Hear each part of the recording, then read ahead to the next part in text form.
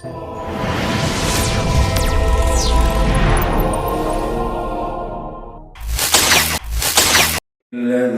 جعل رمضان شهر الصيام والقيام أشهد أن لا إله إلا الله الملك العلام وأشهد أن محمدا عبده ورسوله خير الأنام اللهم صل وسلم على خير الأنام وعلى آله وأصحابه الكرام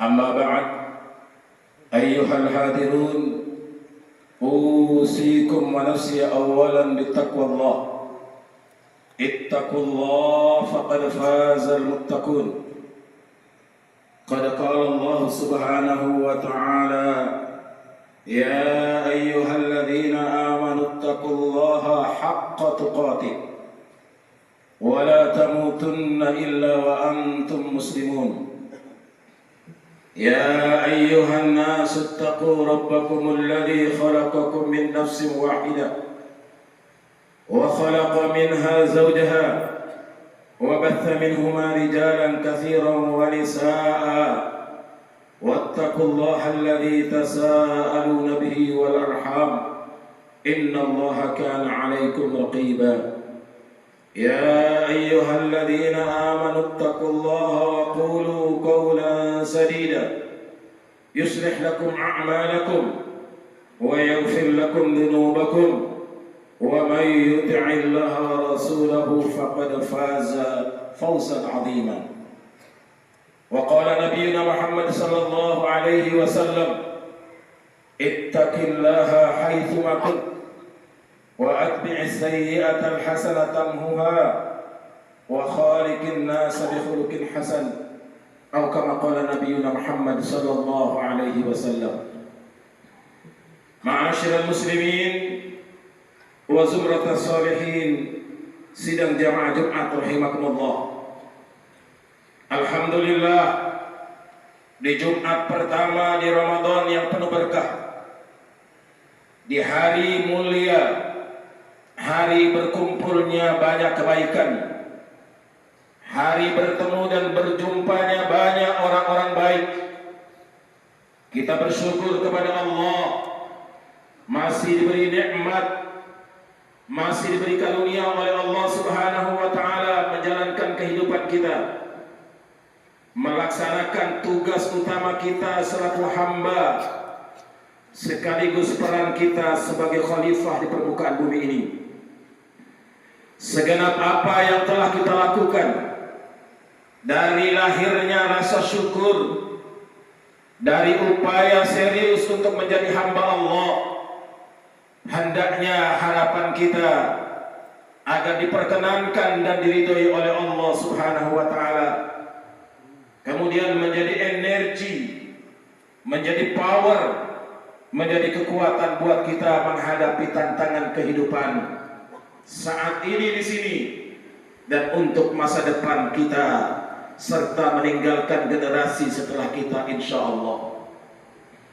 Salawat dan salam kita doakan agar Allah sampaikan selalu buat Nabi kita Muhammad sallallahu alaihi wasallam, Ar-Rasulul Azim, pemimpin agung, pemimpin kita dunia akhirat, pemimpin yang selalu merindukan keselamatan buat kita umatnya, pemimpin yang kita belum pernah berjumpa bahkan walau dalam mimpi, tapi beliau menganggap kita sebagai saudaranya, pemimpin yang menginginkan semua umatnya kelak masuk surga bersama dengan beliau, berada dalam barisan naungan rahmat Allah Subhanahu wa taala.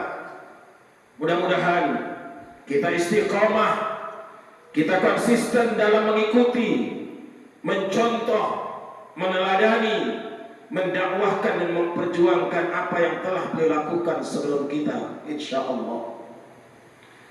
Ma'asyiral muslimin, sidang jamaah Jumat rahimakumullah.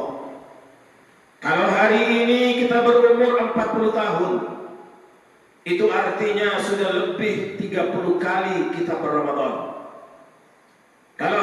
ini kita umur 50 tahun, tandanya kita telah berRamadan lebih dari 40 tahun. Begitu seterusnya. Pertanyaan besarnya, apa yang telah kita petik dari Ramadan? Apa yang telah berkesan melalui Ramadan yang telah kita lewati? Apa yang kita raih dari energi Ramadan yang luar biasa itu? Apa yang telah kita dapatkan dari Ramadan yang hebat itu? Tentu kita sendiri dan Allah Subhanahu wa taala yang tahu. Tetapi yang pantas kita renungkan, siap atau tidak siap mengambil ibrah atau spirit, atau membiarkan berlalu. Ramadan akan datang dan pergi. Ramadan akan selalu hadir pada waktunya. Tetapi suasana hati kita lah, keadaan jiwa kita lah, persiapan mental kita lah yang membuat kita mampu memetik hikmahnya, meraih maknanya, mendapatkan pelajaran-pelajaran di dalamnya. Kita lihat bagaimana sejarah Rasulullah SAW dengan para sahabat. Bahkan sejarah perjuangan bangsa ini yang tidak boleh kita lupakan. Proklamasi kemerdekaan Indonesia diproklamasikan hari Jumat jam 10 pagi tanggal 9 Ramadan. Bukan kebetulan, tapi itu spirit yang luar biasa. Satu kekuatan munajat yang hebat yang dilakukan oleh para ulama kita, the founding fathers kita, pendiri negeri ini yang rata-rata adalah cendekiawan muslim, mayoritasnya umat Islam, lahir dari usaha besarnya, lahir dari niat tulusnya, lahir dari perjuangan hebatnya, tidak lain dan tidak bukan agar kita generasi setelahnya merasakan nikmat kemerdekaan itu. Proklamasi yang ditandai pada hari Jumat 9 Ramadan punya makna yang istimewa. Betapa tidak, perjuangan para the founding father meletakkan dasar negeri ini yang kemudian diabadikan dalam undang-undang dasar negara kita. Negara berdasarkan kepada ketuhanan yang Maha Esa adalah sebuah karya yang sangat mahal, sebuah peristiwa monumental yang tidak akan ada di negeri-negeri yang lain.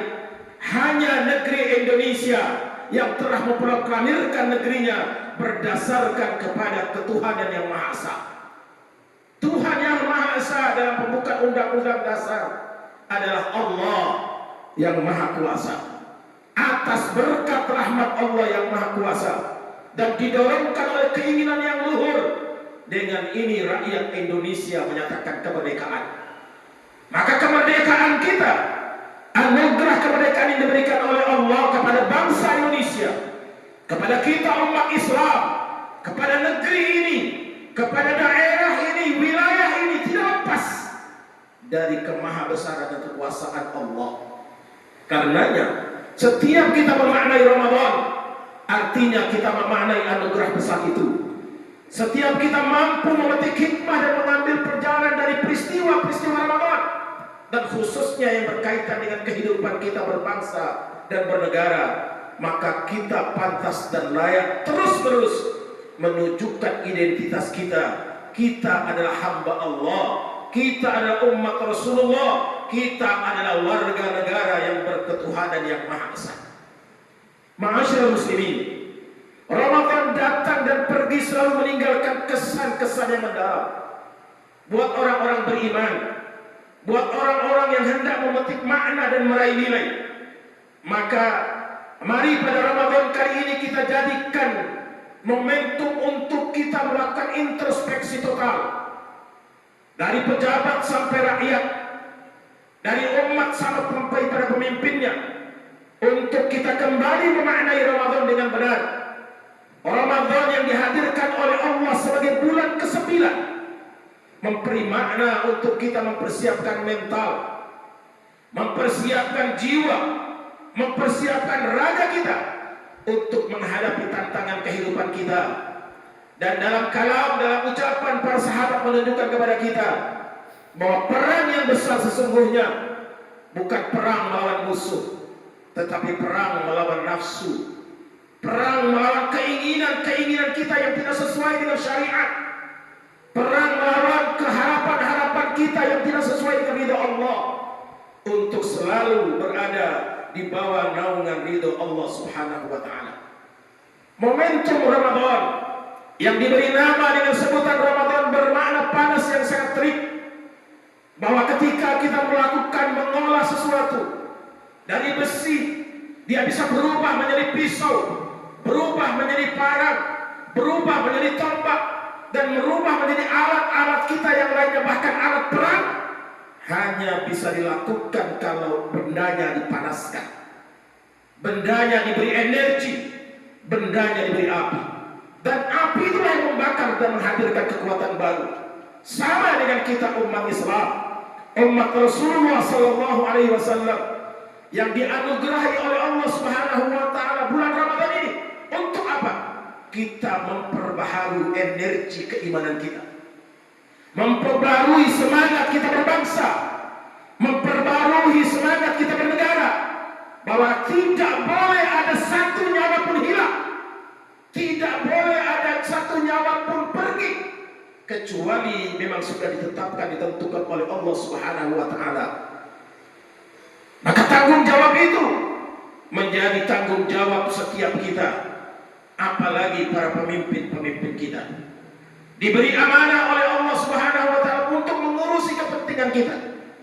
Maka pemimpin dalam bahasa agama Islam disebut sebagai khadim, sebagai pelayan.